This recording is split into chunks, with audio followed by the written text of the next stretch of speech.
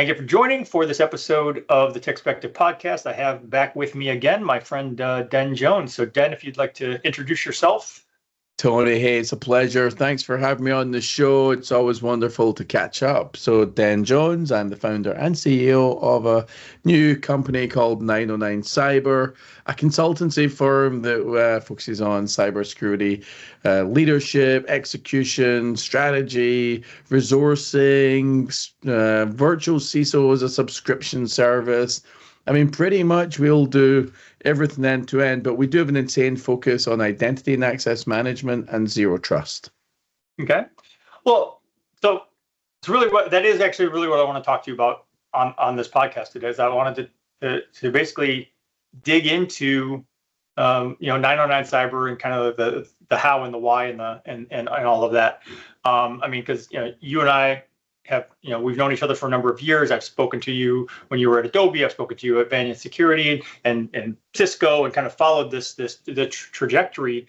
And so for starters, I would just kind of say, okay, well, given that history, what then, as you kind of sat down and looked at, okay, what do I want to do next? What inspired you to start 909 Cyber? Yeah. That's great. I was my career. So I've been doing this shit for 30 years, right? So since about 1992, I got out of college and started my work, and I went through my career, and I had a great career at Adobe, about 20 years, and done all sorts of jobs in IT and security, with the last being I ran enterprise security. And I then went to Cisco, report to the CIO there, and to start to build up the security program for IT. Ran enterprise security there, and that was a great job. It was a big job, and it was fun. But then after doing a zero trust implementation at Adobe in 2017, and you and I spoke about that way back then, we done the zero trust implementation at Cisco. So that was 110,000 people, 250,000 devices, the whole posture check and passwordless and no VPN and all that good business, and that was great. But then I joined Banyan because they were a zero trust player, and we'd been a customer of Banyan during my Adobe days in 2019, and I was their CISO. So I ran security, I ran IT, ran customer zero, and I'd done some field CISO type stuff and evangelism.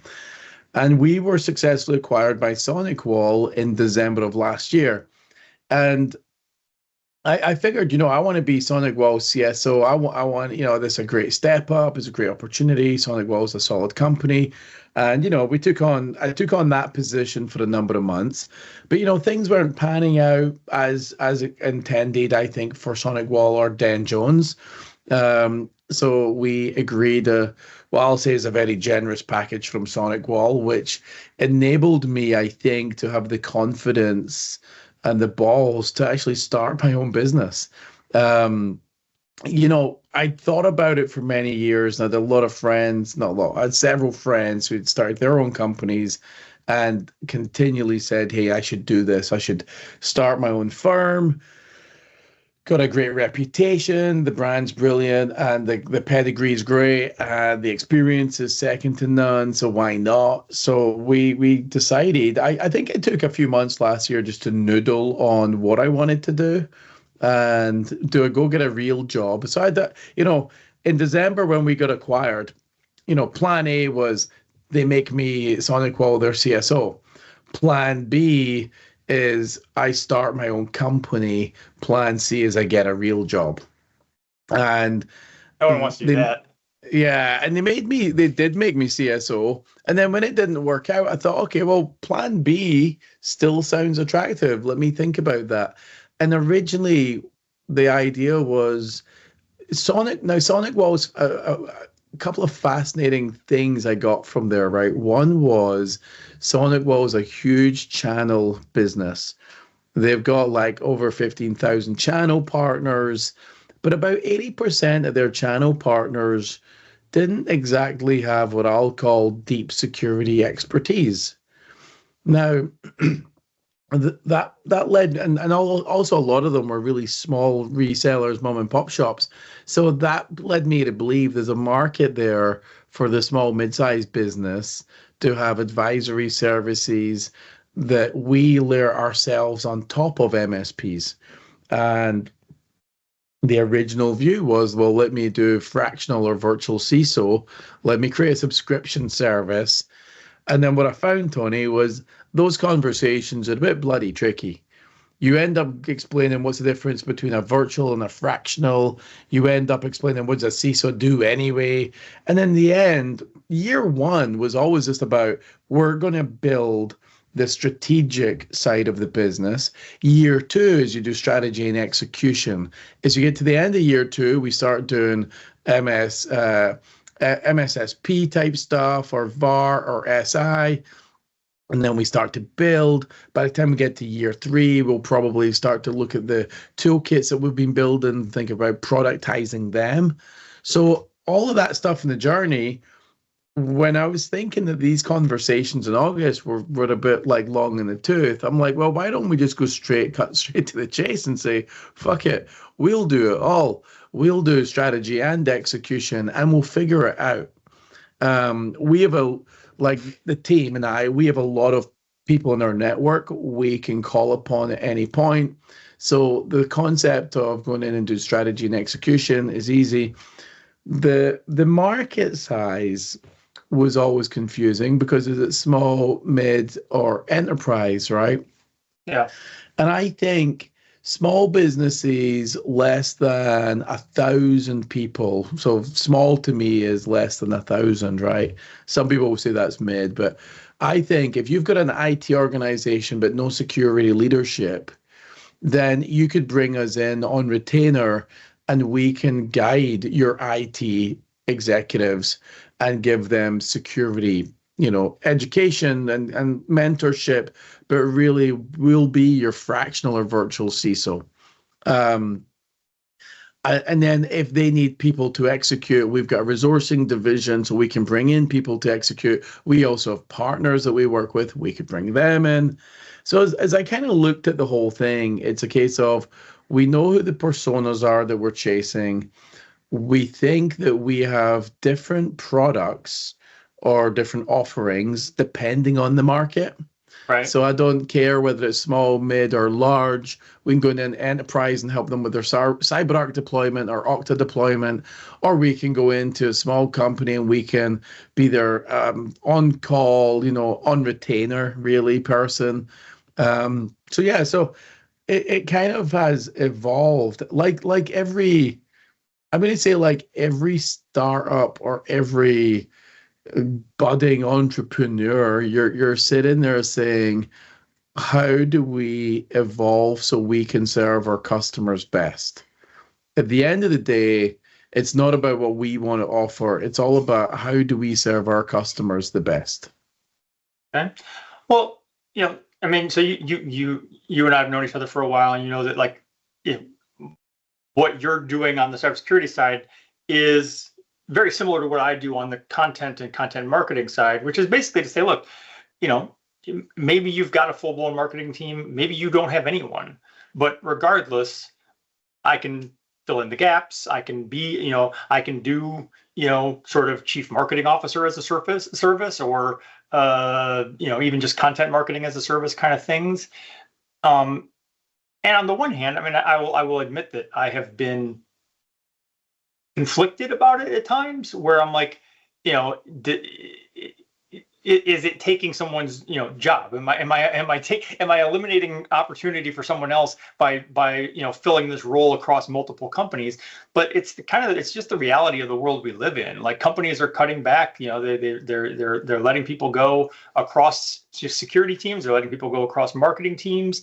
And so in the same way that we have this, the economy of the Uber drivers and DoorDash delivery drivers and all of that kind of thing, it's like that sort of for hire market is the reality we live in today. And so when I look at the other side of that coin, and instead of looking at it like I'm taking someone's role, looking at it like, well, no, I'm Yeah.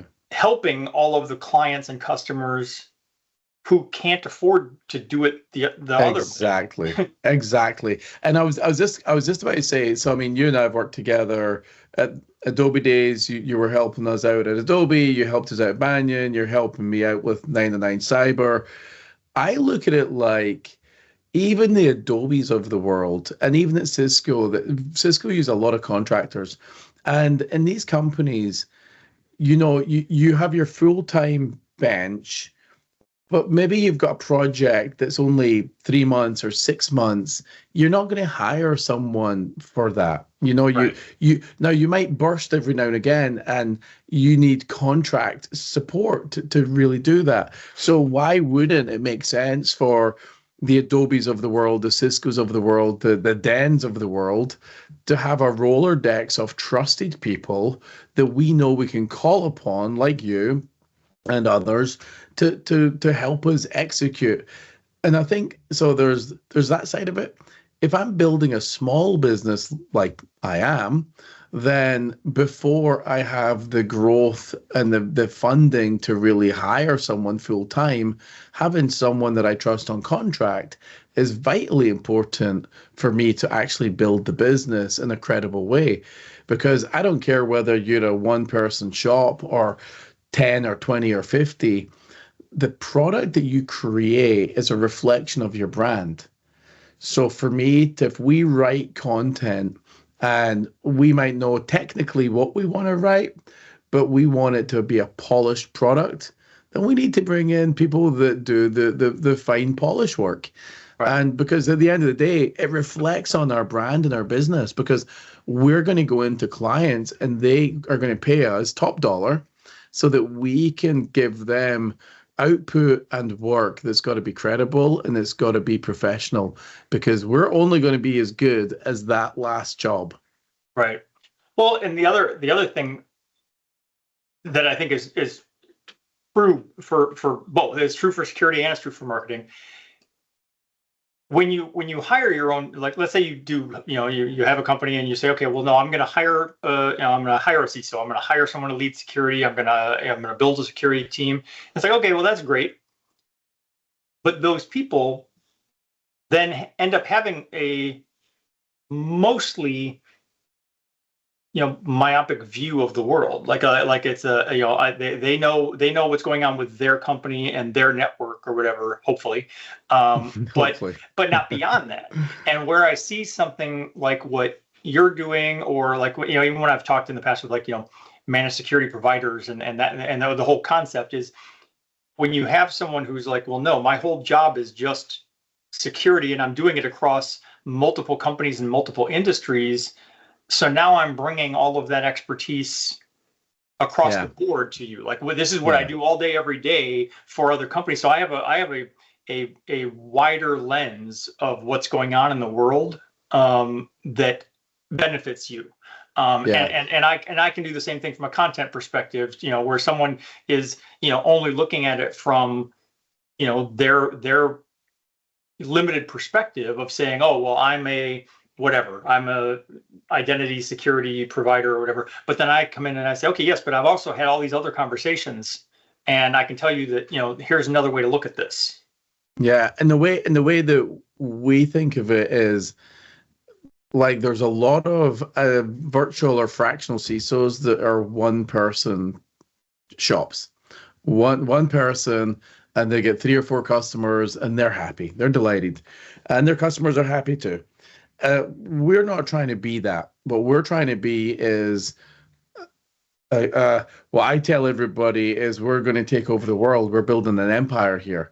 And 909 Cyber, even today, we have got multiple advisory CISOs that either are part of the team or they're part of the extended network, and we can call upon them. So when we go to a client and we say, do you want a subscription? As we got 3 different subscription levels, but if you want an advisory CISO, you can go all the way to we've got a named one. You can name them on your website as your CISO.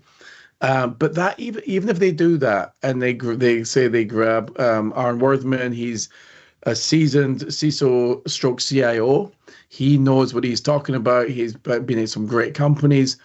And even if they named him and they said, we want him, in the background, he's still got me. He's still got other people in the team. We've still got a broad network. So that if there's anything that his client comes up with that has a problem, we still have the ability to say, well, wait a minute, let's huddle internally, because you're not alone. And now the loan shark advisory or the loan shark virtual or fractional CISO, they will have a network too, and they can certainly do that. But we're pulling together to try and make sure our collective customers, because they're customers of 909 Cyber, are in a good space. When you're a lone person, you might have a network that you can reach out to, but there's no obligation that they're going to help. There's no incentive that they're going to help, and there's no guarantee they're going to help. Right. One of the things, so, back, in a former lifetime when I was working in the cybersecurity trenches myself, it's a reality of cybersecurity, especially of like cybersecurity consultancy type roles, that you're mostly called in after the horses left the barn. There's a breach, there's a malware exploit, there's ransomware. Yeah. Something happens, and then they go, oh shit, we should call somebody from security to take care of this. It's rarely a proactive effort. Yeah. But nobody wants to spend the money, Tony. See, this is the thing about security and IT is people like CEOs. I've said this on stage a ton, man. CEOs don't want to spend $1 on security and IT more than they have to. So the whole "it won't happen to me" mentality exists, and ultimately what will happen is they will spend as little as possible, and then all of a sudden shit hits the fan, and then now they're going to have to spend what they would have spent anyway, probably times 2, 3, 4, or 5. Right. Well, and so yes, I agree completely. And what I was going to say is I would be called in, and in those instances, generally speaking, if a company has just suffered a breach or suffered a ransomware attack or whatever, and they're calling in, whoever to come help them fix the problem, they're basically doing so with a blank checkbook to basically say, just tell us what we need to buy to fix this. And my approach was to kind of go in and say, well, hold up. Let's put the checkbook away for a minute. Like, I'm happy to take your money, but put the checkbook down. Let's start with, what have you already got? Because I think what a lot of organizations don't recognize and realize is they've got tools, they already own tools that they're not properly using. Yeah. So it's like, well, if you just use the stuff you've already got, let's start there. Then we can figure out, is there a gap that we need to buy another tool for? But in most cases, like it comes down to more of a configuration and policy thing with the stuff you've already got. And there isn't a magic silver bullet where if you just give me enough money, I can go buy the tool that will magically fix this for you. Yeah. And there's so many things to unpack there, right? One is many companies buy a bunch of tools because maybe their former security or their current security people say we should do it, or their IT people that don't have enough scale and depth. So you end up buying a bunch of tools. They're not properly deployed. You've got more tools than you have staff. You think you're protected because you've spent the money on these tools, and then lo and behold, you're breached, and it turns out you were never protected after all. We see a lot of that. We go in, what we like to do is we say, well, we'll go in and I want to confirm and look at their business. So we call this thing pragmatic security. There's 5 steps, right? But essentially, I'm going to go in and we want to understand the business. How do you run your business? What's the business all about? And then what is your business strategy? How does your business make money, and how might your business lose money? Then what strategies can we put in place in order to help you not lose money and help you make more money? at the same time is what is your current tools, processes, so people, processes, technology that you're using, and how well is it deployed, and are you getting the value from that? Then is it an opportunity for us to consolidate that as part of a strategic plan, or implement it better so you get the value and you don't need to spend more money? So our goal is, how do we reduce the spend? How do we reduce the risk? And how do we improve the productivity or efficiency of the business? And I think of any seasoned leader who is a CIO or a CSO or CISO, anyone at that C level, they should be thinking of that for every single thing they're doing. It's not about checking the box. The problem with a lot of CISOs out there, especially newer ones, they're sitting there, they go to a SANS class, and at the end of it, they come back and they're like, oh, we need to do blah, blah, blah, blah, blah. And they do this bullshit. It's like, you don't all need to do vulnerability management or DLP. Like, this is not an exercise to just go deliver what the Bible said. So anyway, if I had a high horse, oh no, we've got a unicorn. Fuck it. I'll get off my unicorn now. Well, I mean, I think it's valid. It's also valid to say, you know, that vendor. So like, you know, I've worked at a couple of different companies where we had something that was unique, you know, that was like not one of the predefined categories, you know. So it's and those things are harder to sell, because when you go in and you're talking to a CISO, they're looking at a budget, and there's and I've written about this, but there's this whole thing with just inertia, you know, cybersecurity inertia of, well, they're willing to buy another vulnerability management solution because they already have a vulnerability management solution. There's a line item in their budget for vulnerability management. Yeah. But if you come in and you say, well, I've got this new thing and it does this and that, and it has a whole, you know, maybe it solves the same problem, but in an entirely different way, that's a harder sell, because they're like, well, I don't have a line item in my budget for that. So I think a lot of the effort from a marketing perspective and from your perspective of trying to work with companies and be like, well, listen, let's talk about what makes sense here and be pragmatic about it, is breaking that inertia and saying, listen, don't tell me we're going to keep doing this because that's what you did last time. Like, that's not a workable strategy. Like, let's actually look at what are the goals and what's the best way to achieve those goals, as opposed to, you know, just saying, okay, well, these are the tools we have. How do I just get new ones of these? Yeah. And so, you know, I was lucky at Banyan, and some of the other people in the team have way more startup experience than I have, but Banyan being a security product in a space that I knew, something that I had delivered at these two great companies, like, we would sit there and we'd talk about what the sales pitch is, who the personas are, who we're selling to, and what are they up against? What is the challenge? Because the one thing that I've learned and continue to learn as I'm now building this business is, stop talking about the bullshit that you have. Understand the customer, the problems that they're under, the constraints they're under, and what is it they're trying to solve. And then meet them and say, hey, you know, meet them where they're at in their journey. Is that, first of all, something we're able to even solve? If not, can I give you some guidance or advice that helps you solve the problem, even if we don't make money from it? Like, I'm building a relationship.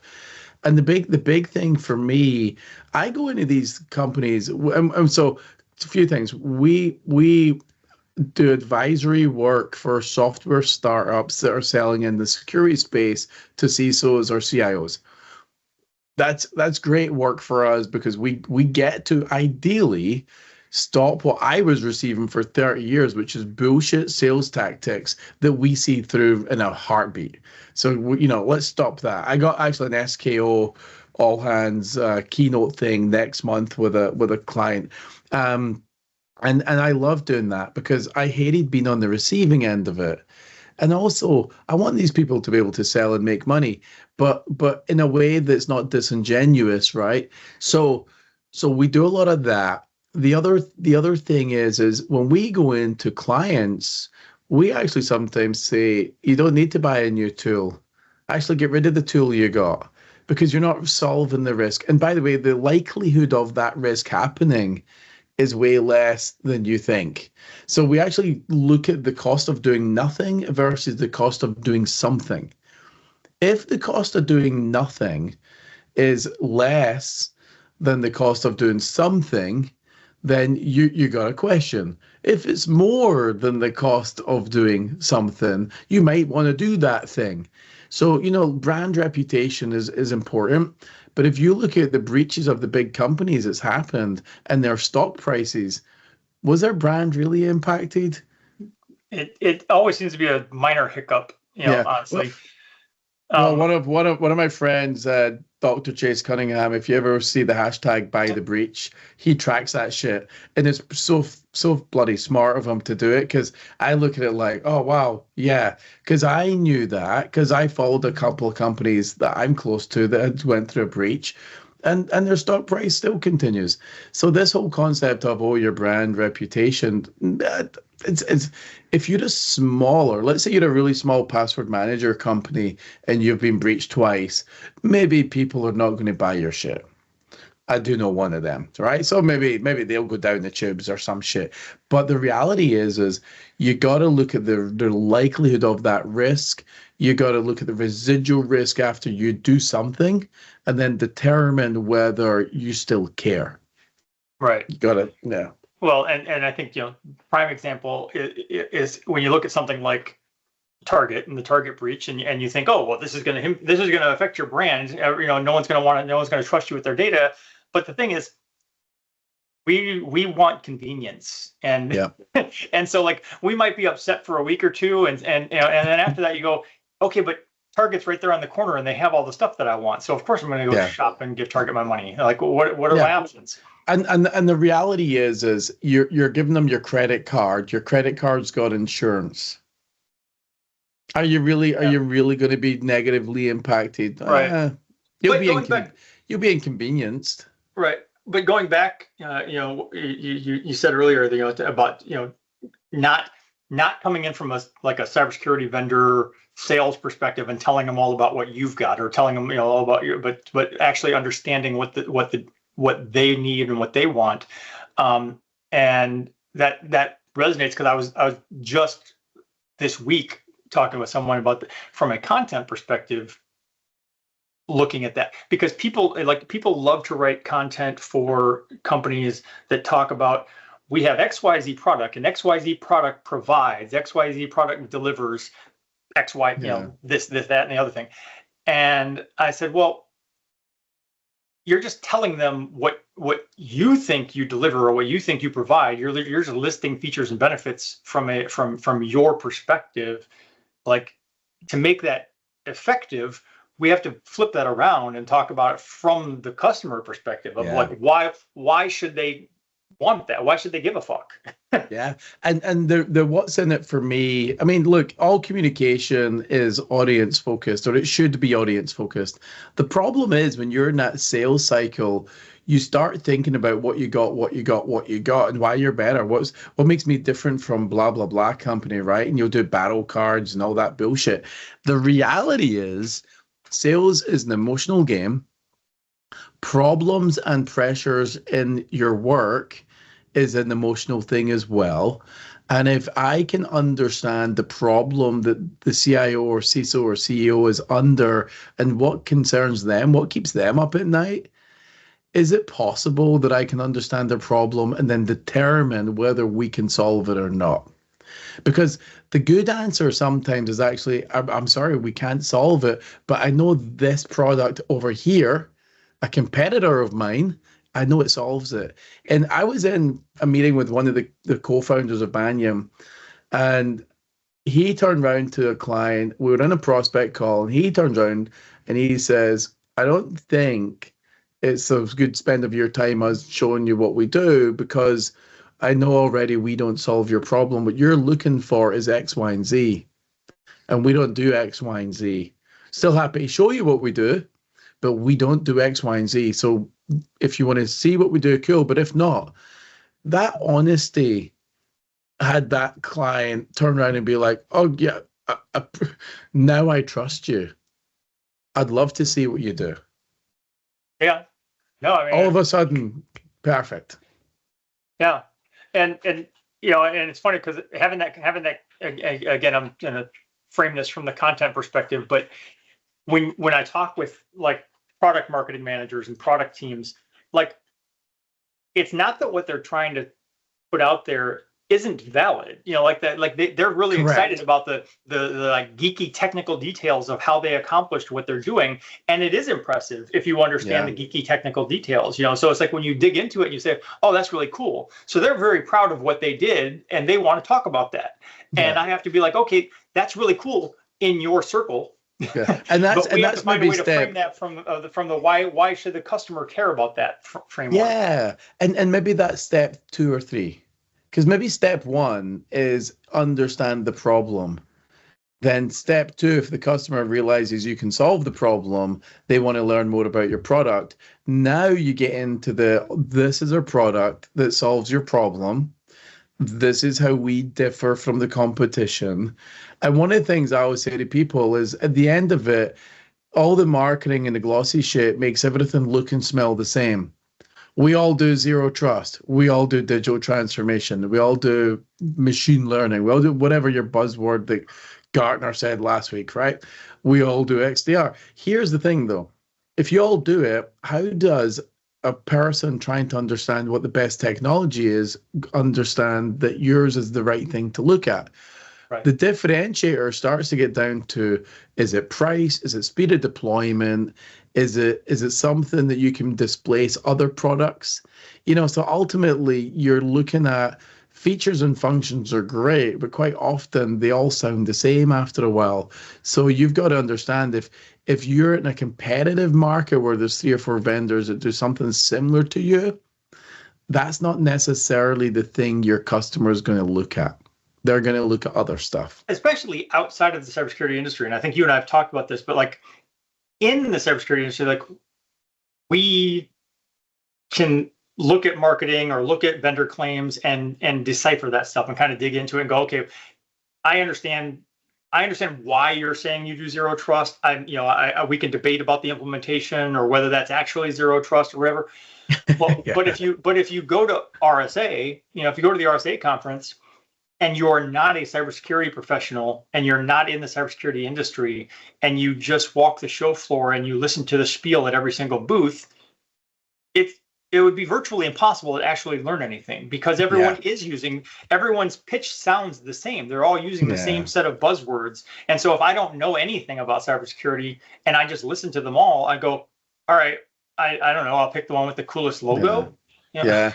And the funny thing for me is, and I met John when we were at Adobe, John Kindervag, and he was at Palo Alto at the time. And we were talking about our zero trust implementation, which is users access apps and services from anywhere, from any network.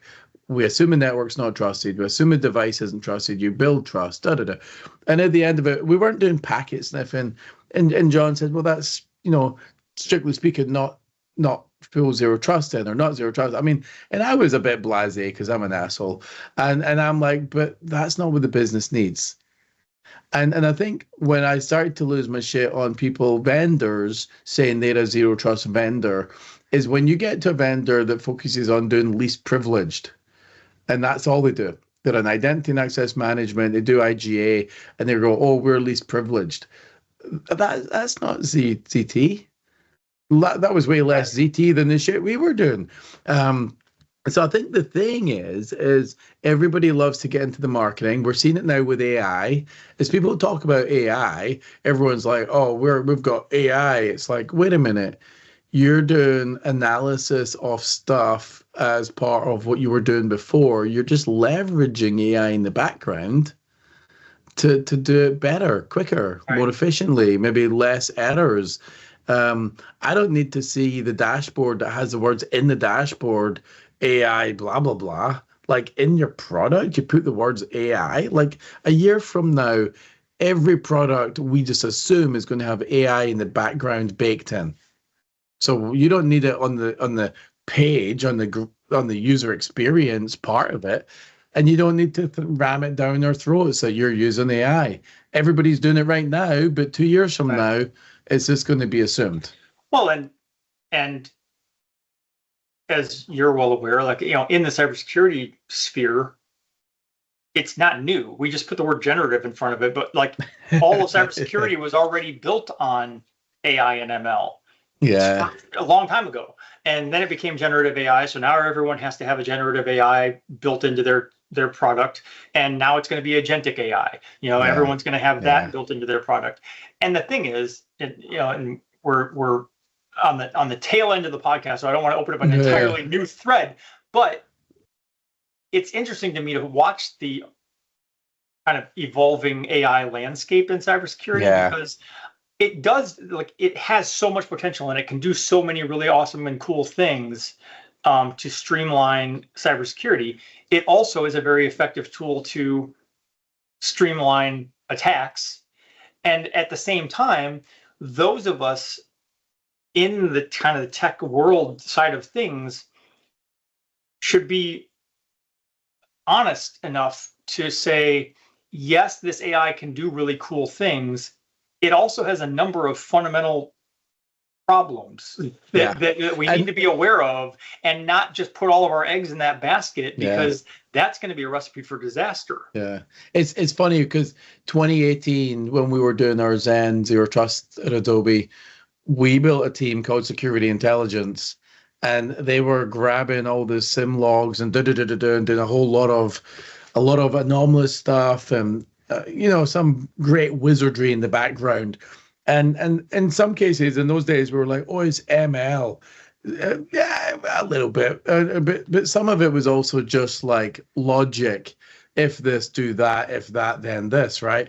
So the reality is I think that the ability to leverage data in the background to improve security and make security more of a background seamless activity, I think is phenomenal. I think AI is going to help that. But I was thinking that, it's like, we could record a show, Tony, just on the holy shit, scary and best moments of AI. I mean, the reality is there's parts of it which will be brilliant. And then there's parts of it that will scare the crap out of us. And I think at the end of it, it's going to accelerate and make the hacks more complicated. And at the same time, it's going to make the defending piece of it hopefully a bit better, as we speed it up. Right. Well, like I said, I use a number of different AI tools. I think it's great. It does a lot of really awesome things, and it does streamline my capabilities and my workflow. But then I see things like, stories about the Department of Government Efficiency dumping everything all of the United States data into an AI, and I'm like, ooh, that's not a great idea. Don't do that.